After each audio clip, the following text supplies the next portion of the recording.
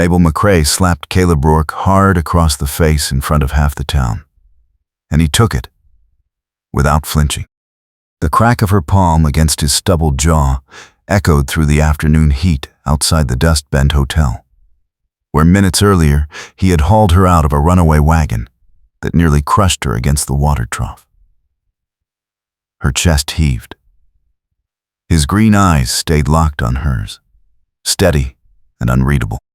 The crowd that had gasped at the near accident now stared at the slap, and Mabel felt her throat close with shame and fury she could not name. She spun on her heel and walked back into the hotel, ignoring the whispers. Her hands shook as she pushed through the door. The hem of her dress was torn from the wagon wheel. Her shoulder ached where Caleb had grabbed her and thrown her clear just before the wheel splintered against the trough. She had not asked him to save her.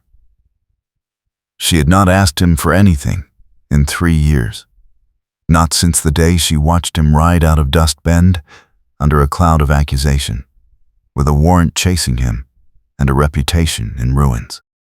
Now he was back. No explanation, no warning. Just suddenly there this morning at the forge across from her hotel, hammer ringing on anvil like he had never left.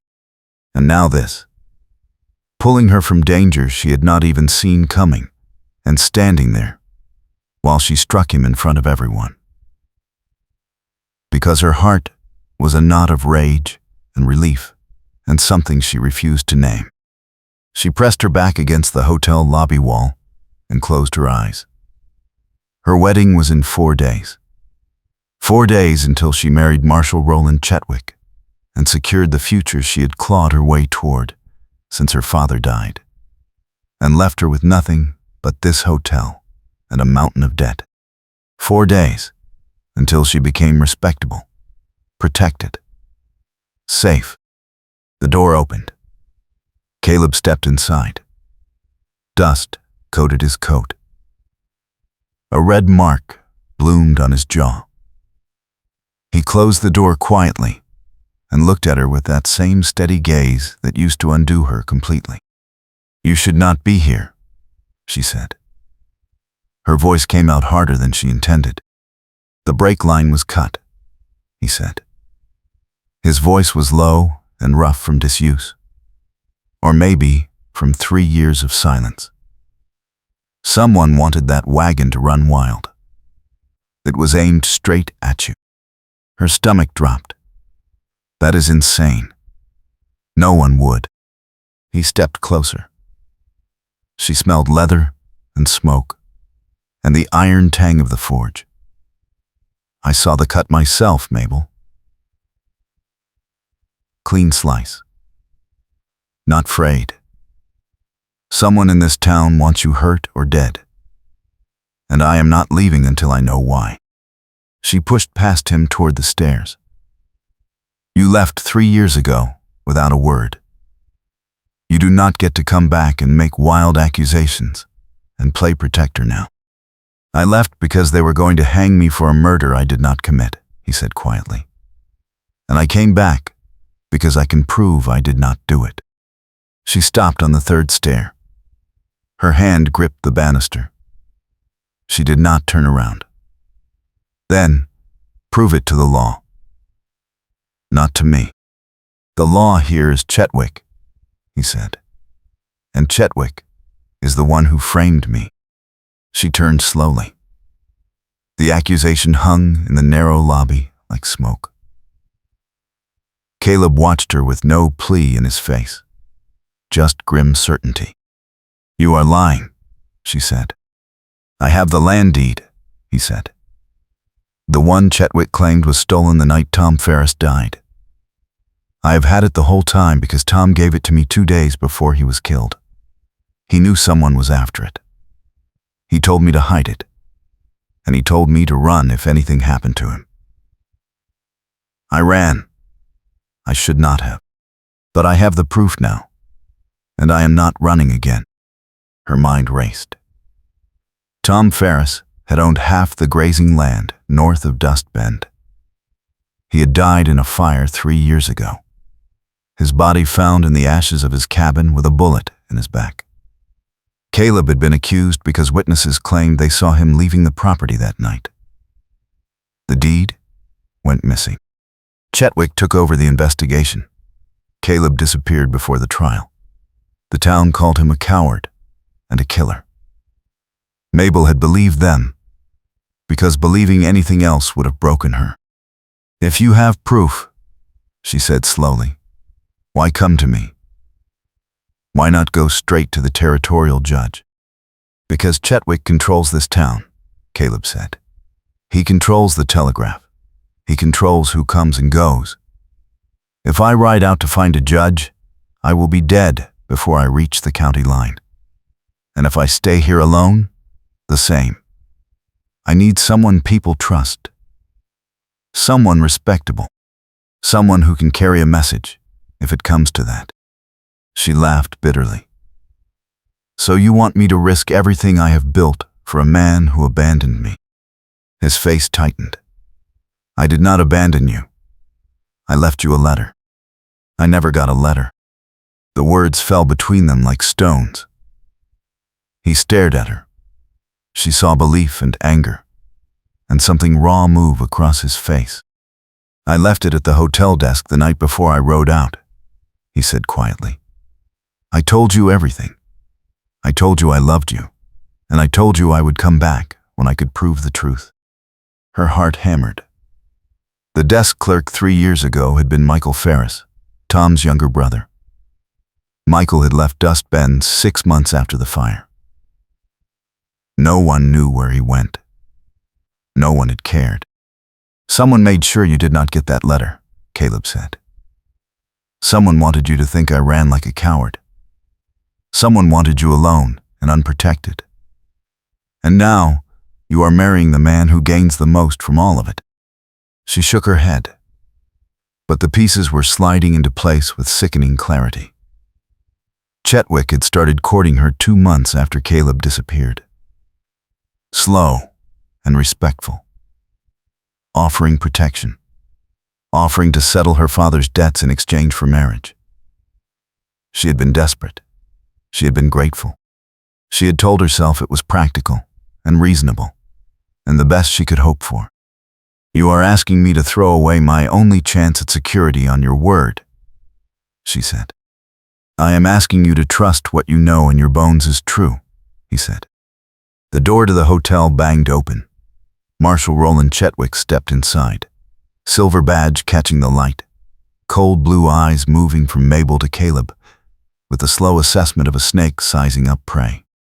"Miss McCrae," Chetwick said smoothly, "I heard there was an incident.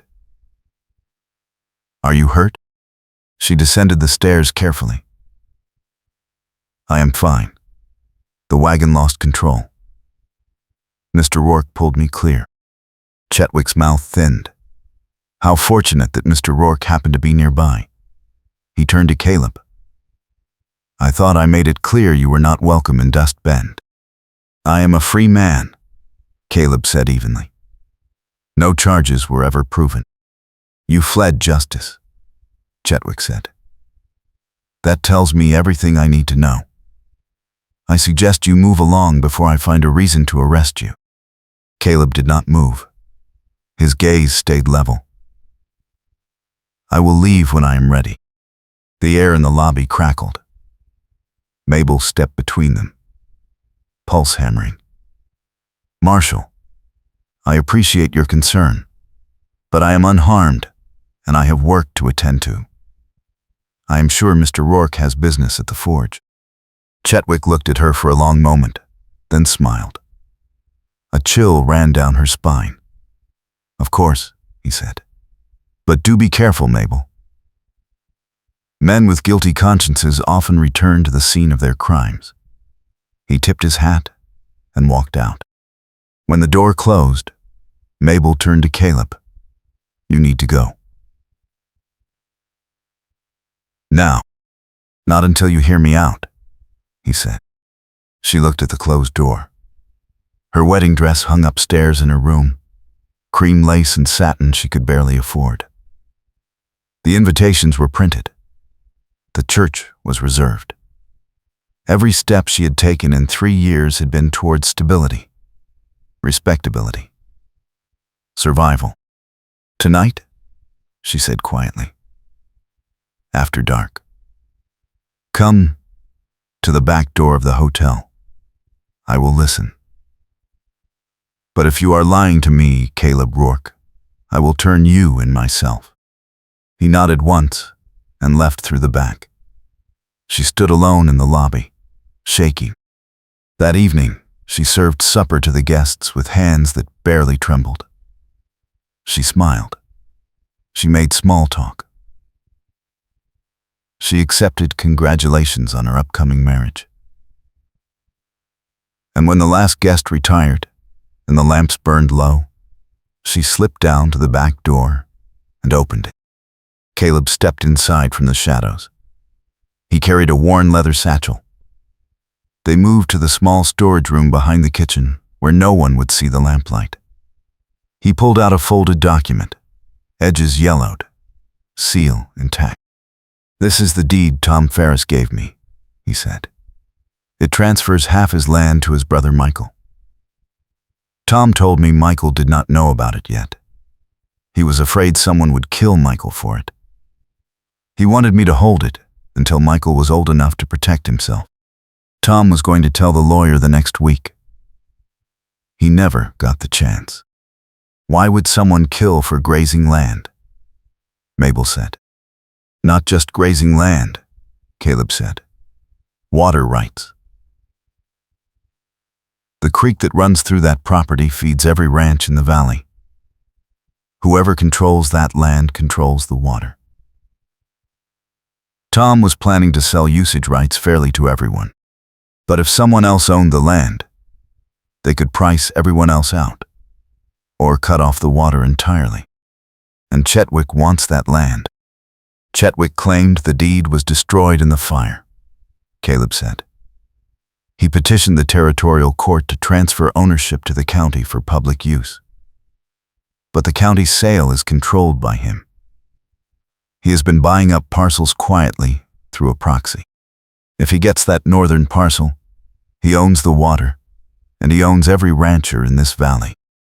She sat down hard on a crate. "Why frame you?" "Because I was the only one Tom trusted with the truth," Caleb said. "And because you and I were close.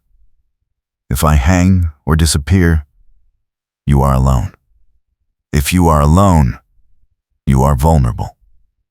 If you are vulnerable, Chetwyck can position himself as your protector and marry into your property."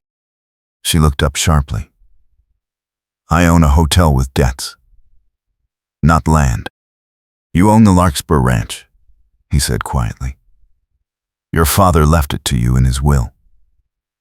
It is the only property between the northern parcel and the town water supply.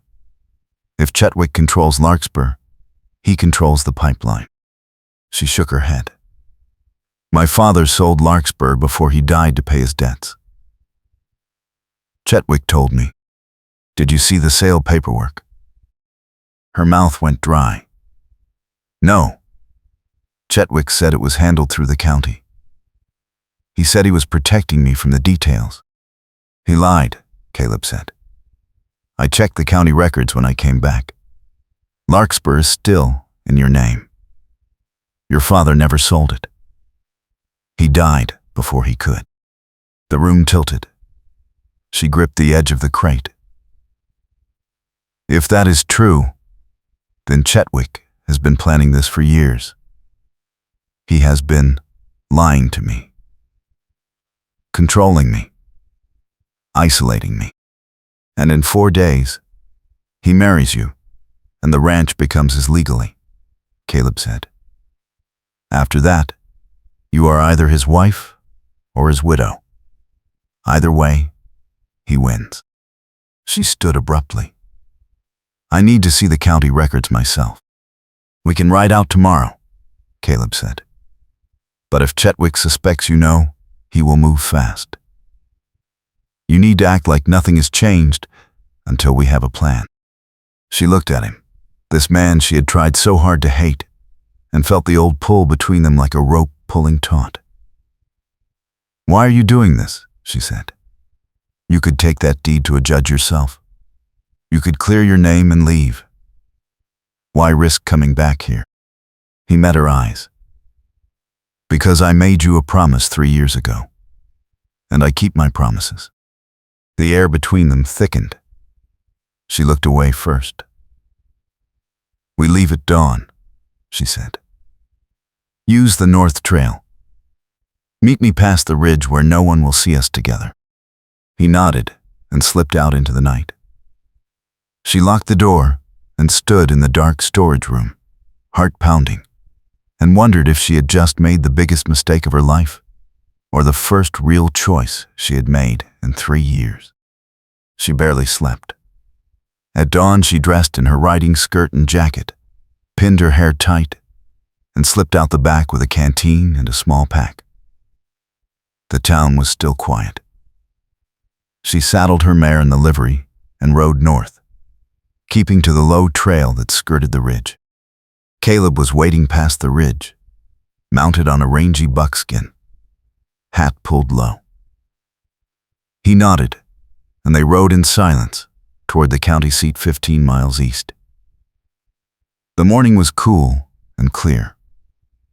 The prairie stretched gold and empty under a sky so blue it hurt. After an hour, he spoke. "I thought about you every day." She kept her eyes forward. "Do not." "I thought about the way you laughed when the rain started during the summer dance," he said. "I thought about the way you used to bring me coffee at the forge when you knew I had been working all night. I thought about the way you looked at me the last time I saw you, like I was the only solid thing in the world." She swallowed hard. "You left me alone." "I left you a letter," he said. "I told you I would come back. I kept that promise, Mabel. I am here. 3 years too late." He was quiet for a long time. Then he said, "If I had stayed, they would have hanged me, and you would have watched. I could not let you carry that." She blinked back heat in her eyes. "You should have trusted me to fight with you. I was trying to protect you." She turned in the saddle to face him. "I did not need protection. I needed the truth." Their eyes held. The horses walked on. Something cracked open in her chest, old and buried and aching. They reached the county office by mid-morning. The clerk, a tired man with ink-stained fingers, pulled the land records without question. Mabel scanned the pages, pulse hammering. There it was. Larkspur Ranch. Recorded owner, Mabel Rose McCrae. No sale. No transfer. The property was hers. Free and clear, except for a lien her father had taken out the year before he died. "Who holds the lien?" she asked. The clerk checked. "A private investor. Name listed as R. Chetwick." Her hands went cold. "So he owns the debt. If the lien is not paid," the clerk said, "the property transfers to the lien holder. But the lien does not come due for another 2 years, unless the debtor dies or transfers ownership voluntarily," Caleb said quietly. The clerk looked between them. "That is correct." Mabel folded the paper carefully. "How much is owed?" The clerk named a sum. It was enormous. Far more than the hotel brought in. Far more than she could raise in 4 days or 4 years. She walked outside, into the bright sun, head spinning. Caleb followed. "He set it up, so you could never pay it off," Caleb said. "And if you die or marry him, he takes it all." "I cannot break the engagement," she said. "If I do, he will know I suspect him. He will move against me. Then we find Michael Ferris," Caleb said. "We get him to testify about the deed. We take it to the territorial judge, and we bury Chetwick before he can touch you." "Michael disappeared," she said. No one knows where he is. Caleb smiled grimly. I do. She stared at him. What? I found him 6 months ago in Cheyenne, working as a ranch hand. I told him what happened to his brother. I told him about the deed. He wanted to come back, but I told him to wait until I had a plan. I sent him a telegram 2 days ago. He is on his way. Relief and fury tangled in her chest. You have been planning this. I have been planning to get justice for 3 years, he said. I just did not know if you would believe me. She looked at him, standing dusty and determined in the noon sun, and felt the old trust flicker back to life. I am starting to. They rode back toward Dust Bend as the afternoon heat climbed. Halfway home, they stopped to water the horses at a creek that ran cold and clear through a stand of cottonwoods. Mabel dismounted and knelt by the water, splashing her face.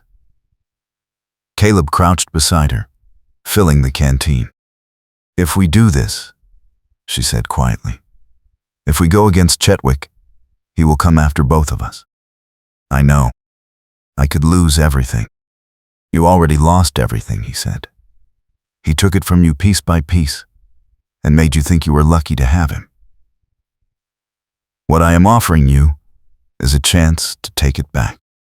She looked at their reflections in the water, wavering and close. What happens after? She said. If we win, he met her eyes. That is up to you. Thunder rumbled in the distance. The sky to the west had darkened while they rode, clouds piling high and bruised. The wind picked up, bending the cottonwoods. We need to move, Caleb said, scanning the sky. That storm is coming fast. They mounted and rode hard, but the storm overtook them before they reached town. Rain hit like a wall, cold and blinding. The horses shied. Lightning cracked close enough to feel the shock in the air.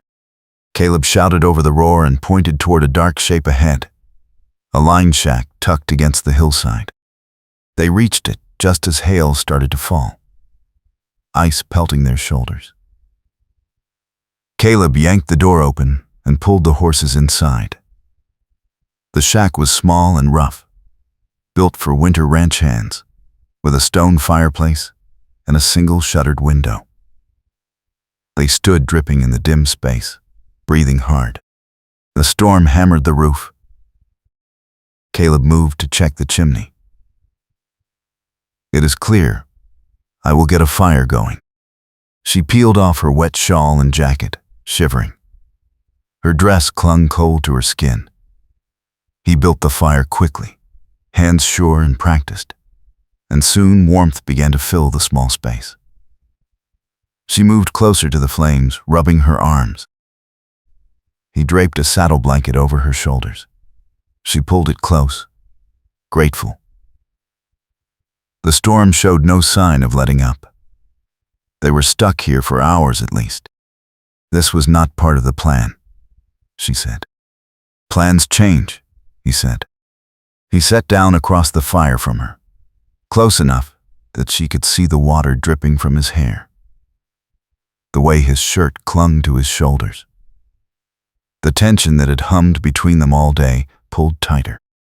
Do you ever think about what we would have had, she said quietly, if none of this happened? Every day, he said. She looked at him across the firelight. I was going to say yes, you know. The night you left. I knew you were going to ask me to marry you, and I was going to say yes. His face tightened. Mabel, I waited for you, she said. For 6 months I told myself you would come back. I fought everyone who called you a killer. And then the months kept passing, and I had nothing, and no one, and Chetwick was there, offering stability. I told myself I was being practical. I told myself love was a luxury I could not afford. You deserve more than that, Caleb said roughly. You deserve everything. She laughed bitterly. I deserve the truth. That is all I want now. The truth, and a chance to build something that is mine. He leaned forward, firelight catching in his eyes. Then take it. Marry me, instead. The words hung in the air between them, impossible and reckless. She stared at him. You are insane. I am serious, he said. We ride to the next county tonight. We find a preacher. We marry before Chetwick knows what happened. Once you are my wife, he cannot touch Larkspur. We fight him together. And if we lose everything together. If we lose, he said, at least we lose fighting for something real. Her heart hammered. The fire crackled. Outside the storm raged. She thought of the wedding dress hanging in her room. The careful plans. The safe, terrible future she had been walking toward like a woman in chains. Yes, she said. He went still. What? Yes, she said again, louder. I will marry you. Tonight. Now. Before I lose my nerve. He crossed the space between them in 2 strides and pulled her into his arms. She gasped at the warmth of him, solid and real after 3 years of absence. He cupped her face in his hands, searching her eyes. Are you sure? No, she said. But I am done being afraid. He kissed her then, fierce and desperate, and she kissed him back with 3 years of grief and fury and longing breaking open inside her. The fire warmed her back.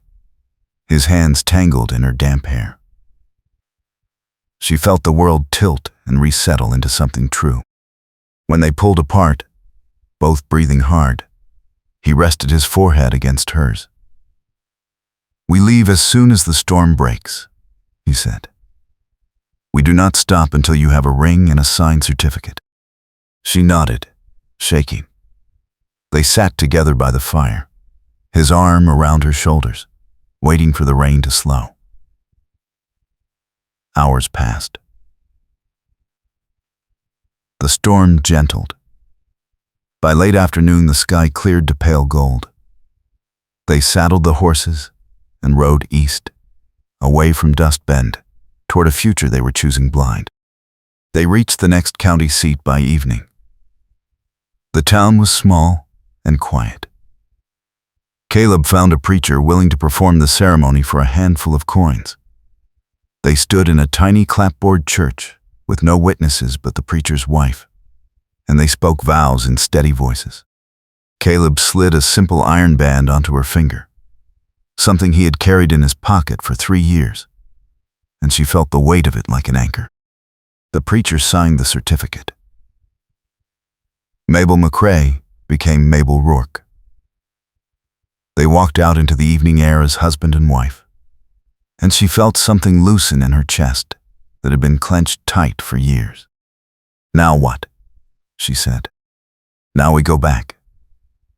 He said. We find Michael.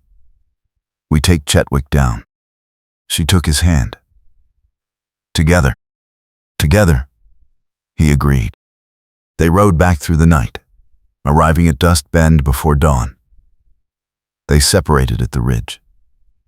Mabel returned to the hotel through the back door, heart pounding, and climbed to her room. She hid the marriage certificate in the lining of her trunk and tried to sleep. 2 hours later, someone pounded on the hotel door. She jolted awake, pulled on her robe, and hurried downstairs. Marshal Chetwick stood on the porch, face tight with rage. We need to talk, he said. She stepped back, pulse hammering. Of course. Come in. He pushed past her into the lobby. Where were you yesterday?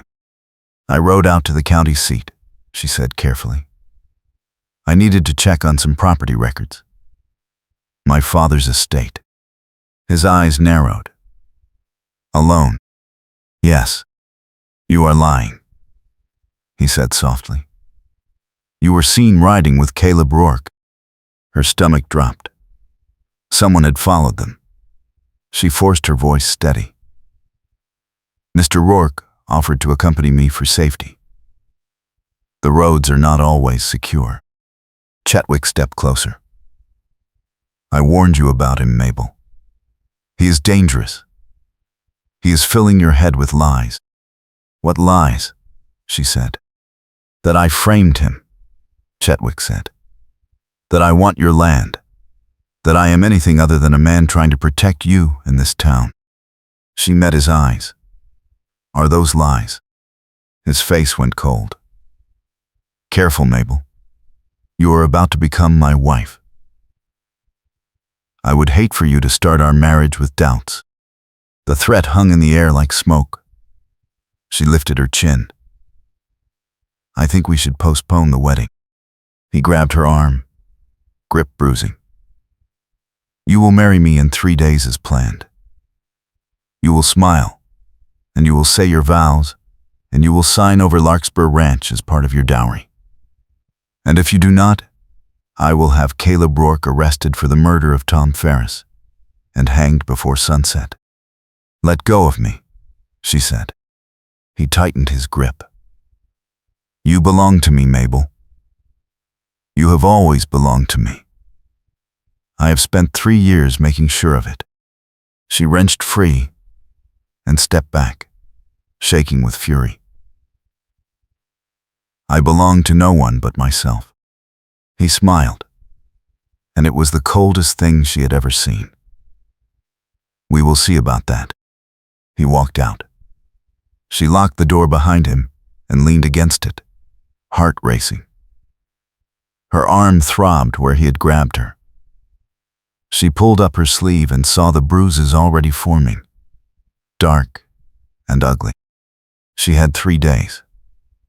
3 days to find Michael, expose Chetwyck, and survive. That afternoon, a telegram arrived at the hotel. She opened it with shaking hands. It was from Michael Ferris. Arriving tomorrow morning. We'll meet at Larkspur Ranch noon. She memorized the message and burned it in the stove. That night, she slipped out to find Caleb. He was waiting in the shadows behind the livery. Michael is coming tomorrow, she said. Noon at Larkspur. Good, Caleb said. We will be ready. Chetwyck knows I rode with you, she said. He threatened to arrest you if I do not marry him. Then we move fast, Caleb said. Once Michael testifies, Chetwyck has nothing. She showed him the bruises on her arm. He went very still, then very dangerous. He put his hands on you, Caleb said quietly. He thinks he owns me, she said. Caleb's jaw tightened. After tomorrow, he will know different. They made a plan. Michael would arrive by the morning stage. They would meet him at Larkspur before Chetwyck knew he was in town. They would ride together to the territorial judge in the next county. They would file charges. They would end this. It was a good plan. It should have worked. But the next morning, when Mabel rode out to Larkspur Ranch, she found the barn doors open and the house ransacked. Michael Ferris lay on the floor of the front room, blood pooling beneath him, a bullet in his chest. She dropped to her knees beside him, pressing her shawl to the wound, but she knew it was too late. His eyes fluttered open. He tried to speak. Ambush, he whispered. They were waiting. He knew. She gripped his hand. Who? Who shot you? Chetwyck, Michael breathed. And 3 others. They took the deed. I am sorry. I am sorry. His hand went slack. Mabel sat back, shaking, covered in his blood. Behind her, boots thudded on the porch. She turned and saw Caleb in the doorway, face white with shock. He is dead, she said numbly. Chetwick killed him and took the deed. Caleb crossed the room and pulled her to her feet. We need to leave. Now.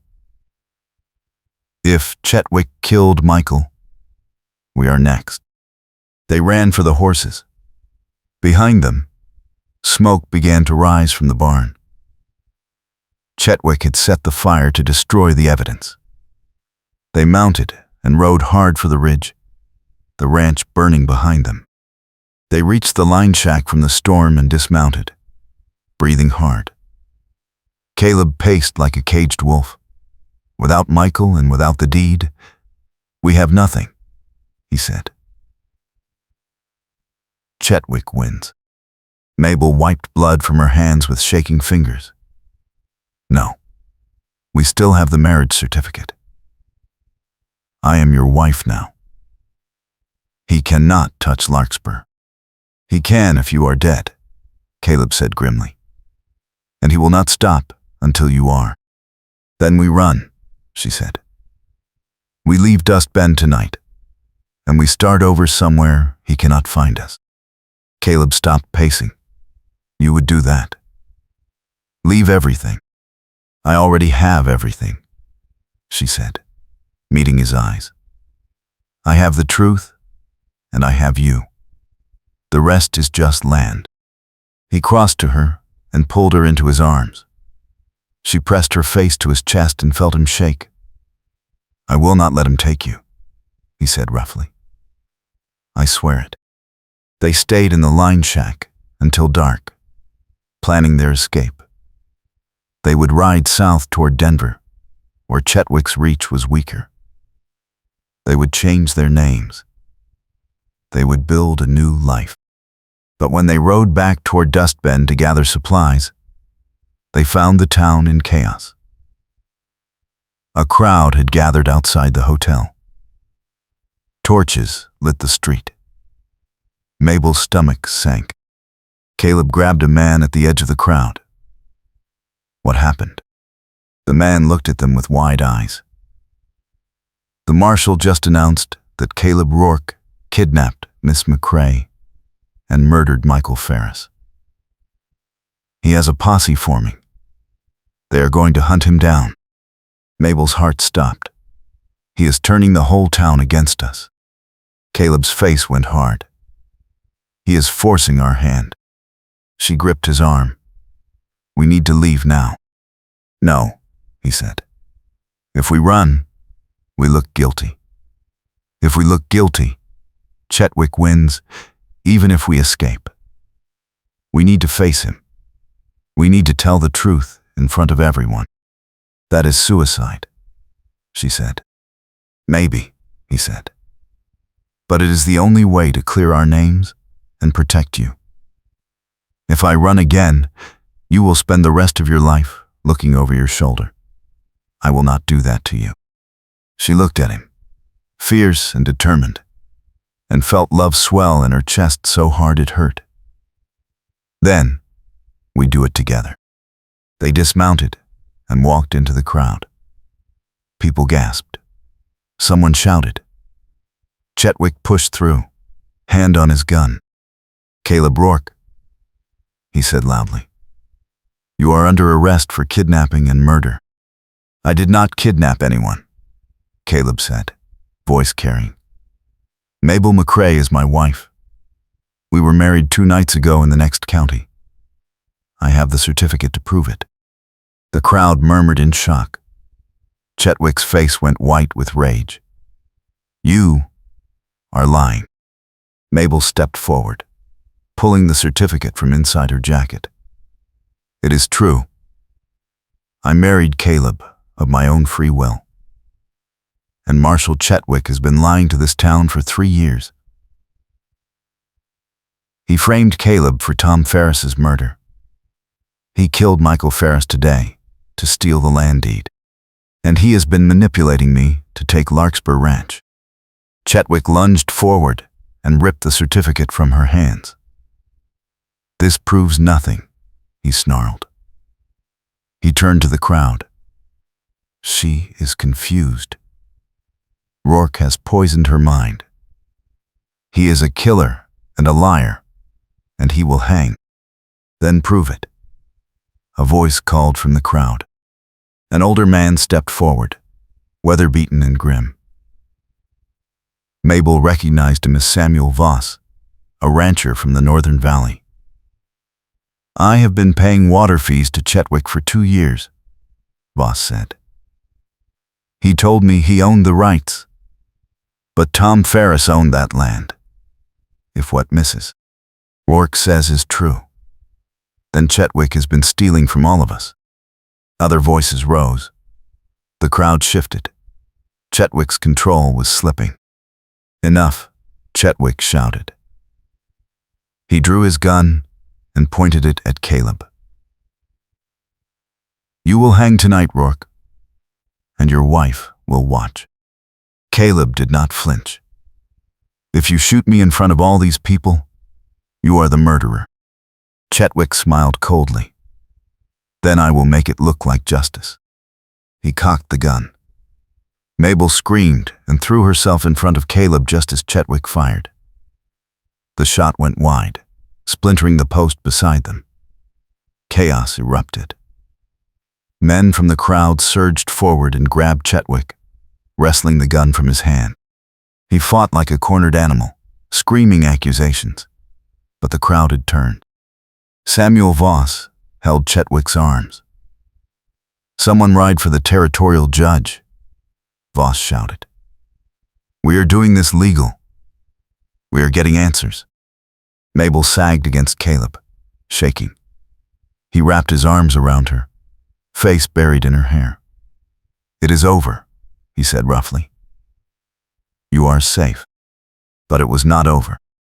That night, while Chetwick sat locked in his own jail and the town waited for the judge, someone set fire to the hotel. Mabel woke to the smell of smoke and the sound of flames crackling below. She stumbled to the window and saw the street filled with orange light. Caleb, she screamed. He was already there, crashing through her door. The stairs are gone, he said. We have to go out the window. He kicked out the frame and looped a rope around the bedpost. She climbed out first, hands shaking on the rough hemp, and dropped into his arms below. The hotel burned behind them, 3 years of her life turning to ash. They stood in the street, watching it collapse, and she felt strangely free. The next morning, the territorial judge arrived with a federal marshal. They questioned everyone. They examined the county records. They opened Chetwick's office and found documents proving he had been embezzling water fees and forging land transfers for years. They found letters proving he had paid men to kill Tom Ferris.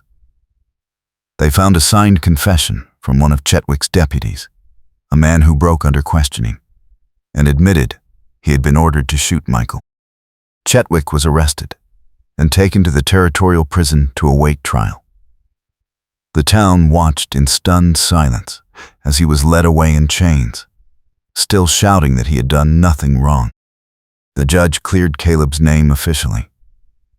The warrant was voided. He was a free man, and Mabel was free too. Free of debt, free of fear, free of the man who had tried to cage her. They stood together in the ruins of the hotel, sorting through what could be saved. It was not much. A few books, some dishes, the iron ring on her finger. What do we do now? She said. We rebuild, Caleb said. Larkspur Ranch is still yours. We can make it work. Raise horses. Build a home. Live a quiet life. She looked at him, dusty and solid, and hers. That sounds perfect. They spent the next weeks clearing the land at Larkspur, rebuilding the barn that Chetwick had burned, repairing the house. The work was hard and slow, but they did it together. Caleb worked the forge in town during the day and came home to her at night. She planted a garden. She learned to cook over the big iron stove. She felt herself settle into a life that was hers.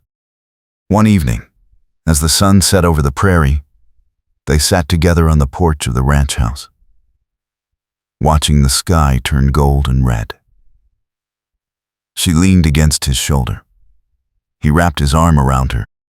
"Do you ever regret it?" she asked. "Coming back? Fighting for this?" "Never," he said. "Even though you lost 3 years." "I did not lose them," he said.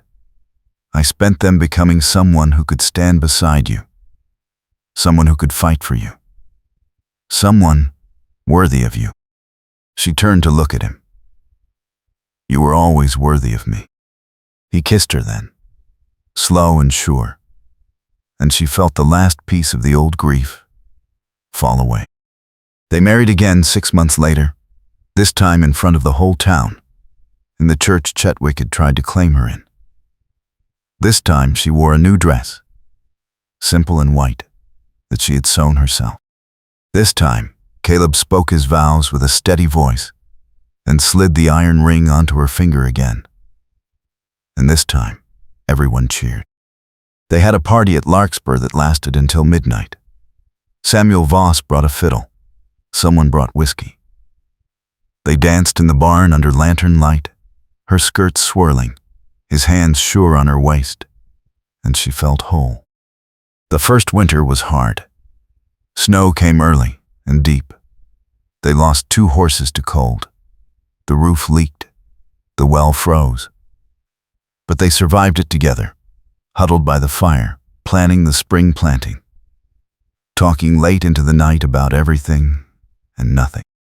By spring, the ranch was thriving. They bought more horses. Caleb built a new forge on the property. Mabel started taking in travelers, offering meals and rooms, building the hotel she had lost back into something new. Word spread. People came. Larkspur became known as a place of safety and good food and honest dealing. And one morning in late summer, Mabel woke to sickness in her stomach and knew.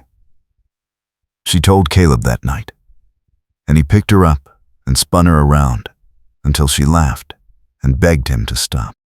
They prepared the house for a baby. Caleb built a cradle from oak, carved with larkspur flowers. Mabel sewed tiny clothes by lamplight. They argued happily about names. The baby came in early spring, a girl with dark hair and her father's green eyes. They named her Rose, after Mabel's middle name.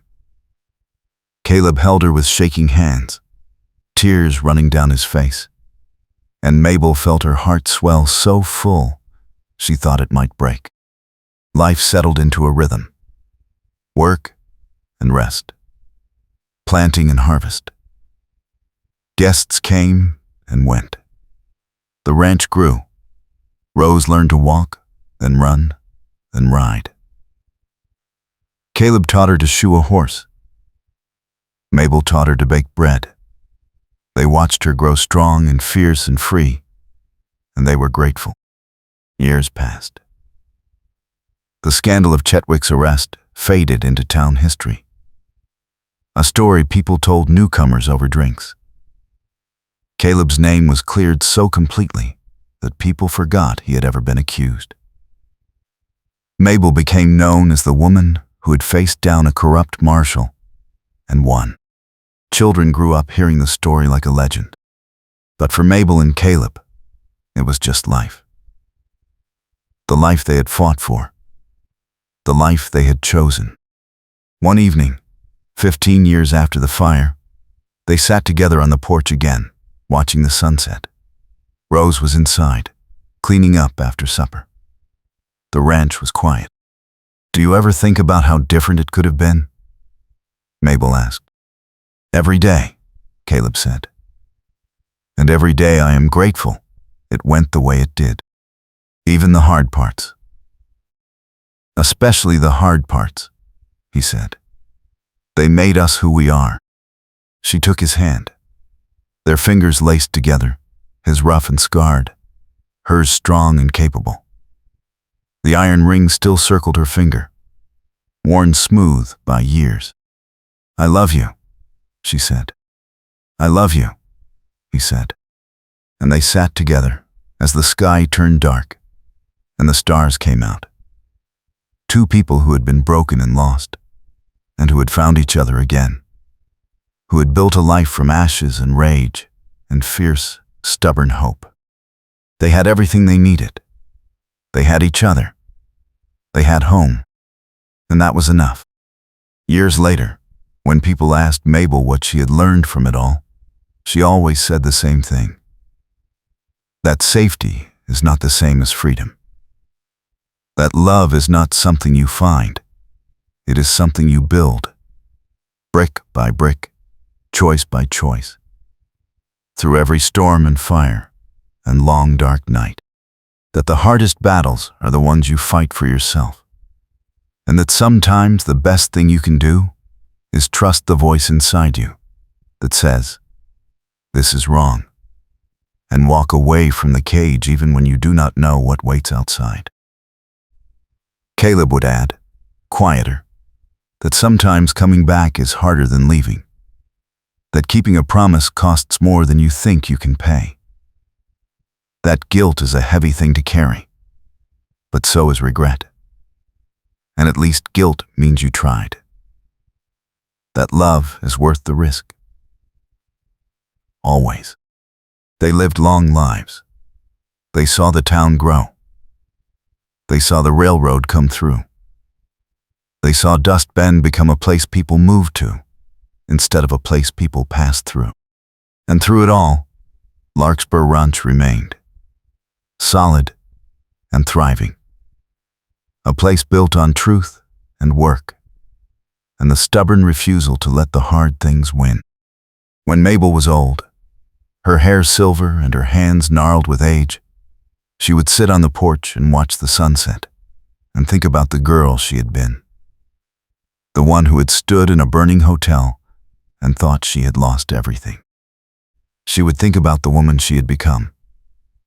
The one who had fought and survived and built something worth keeping. And she would smile because she knew the truth. She had not lost everything. She had lost the wrong things. And in their place, she had found everything that mattered. Caleb was beside her until the end. They died within a year of each other, the way long-married people sometimes do, as if neither could bear to go on without the other. They were buried side by side on a hill overlooking Larkspur, under the wide Wyoming sky. And the ranch passed to Rose, who raised her own children there, and told them the story of their grandparents, how they had been young and reckless and brave, how they had been torn apart and found each other again, how they had faced down corruption and fire and betrayal and come out the other side holding hands, how they had built a life worth living together. The story of Mabel and Caleb became the kind of story people tell when they want to believe that love can survive anything, that truth is stronger than lies, that you can lose everything and still find your way home, that sometimes the person you need most is the one you thought you had lost.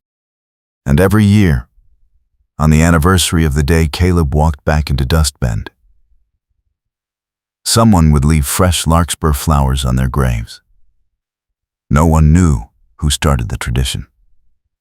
But it continued, year after year, long after everyone who had known them was gone. Because some stories do not end. They grow roots. They become part of the land. They become the thing people point to when they need hope. And Mabel and Caleb's story was that kind of story. the kind that lasts. The legacy lived on in other ways too. The water rights that Chetwyck had tried to steal were returned to fair community control. The ranchers formed a cooperative. They shared resources. They helped each other through droughts and hard winters. And when someone tried to cheat, or control, or manipulate, the older folks would tell the story of what happened to the last man who tried that, and the problem would solve itself. Dust Bend became known as a town where people looked out for each other, where honesty mattered, where you could start over if you needed to. And people said that spirit came from Mabel and Caleb, from the choice they made to fight instead of run, to trust each other instead of play it safe. Young couples getting married would ride out to Larkspur and ask for a blessing at the graves, because everyone knew that Mabel and Caleb had loved each other through the worst and come out stronger. And maybe some of that strength would rub off. The ranch itself became a place people came when they needed help. Rose kept the tradition her mother started, offering rooms to travelers, feeding people who could not pay, giving second chances to folks who had made mistakes. And she raised her children to do the same. And so the story went on, not because it was extraordinary, though it was, not because it was perfect, because it was not, but because it was true. Because two people decided that love was worth the risk, that truth was worth the fight, that home was worth building, even when the ground was scorched and the odds were impossible. They built it anyway, and it lasted. And that is the story of Mabel and Caleb Rourke, who lost everything and found each other, who fought the darkness and won, who proved that sometimes the best thing you can do is choose love, even when it looks like the hardest choice. Because love, real love, the kind that survives fire and betrayal and hours of silence, is always, always worth it.